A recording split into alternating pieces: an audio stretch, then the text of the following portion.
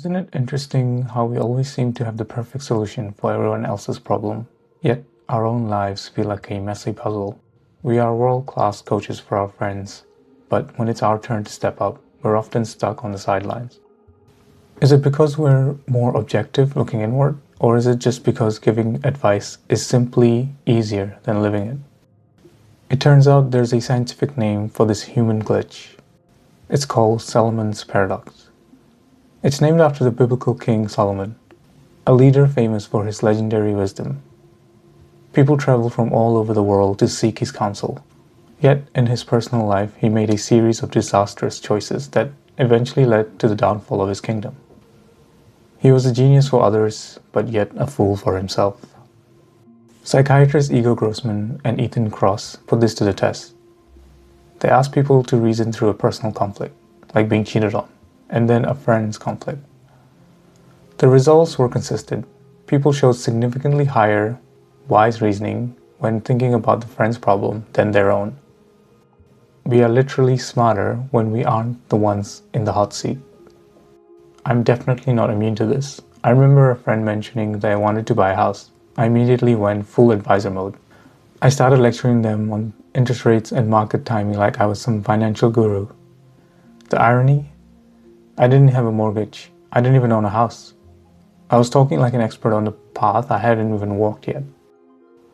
Later, when I actually started looking into the housing market myself, it dawned on me.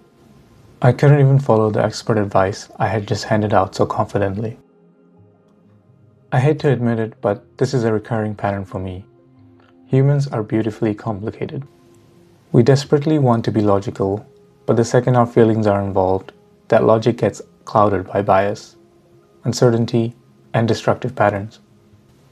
Most of the time we know the right choice, but we fall into the trap of telling others what to do just to see their response, while we continue to ignore the truth in our own lives. So, how do we get around this paradox? Since the problem is a lack of perspective, the cure is a technique called self-distancing. If you want to start taking your own advice, try these two shifts. The third person technique. Instead of asking what should I do, ask from a third person perspective. Addressing yourself by name helps dampen emotional noise and activates the logical brain.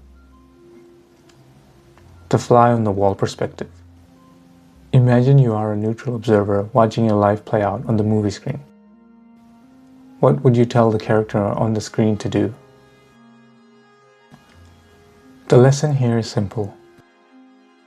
Keep your advice in your pocket until it's requested. Not only because it can be insensitive to give unwarranted advice, but you truly don't understand the nuance of the situation. Next time you're about to tell someone how to fix their life, stop and ask, is this the advice that I actually need to be giving right now? And is it asked for? It takes active work to break the habit, but that's where the growth happens.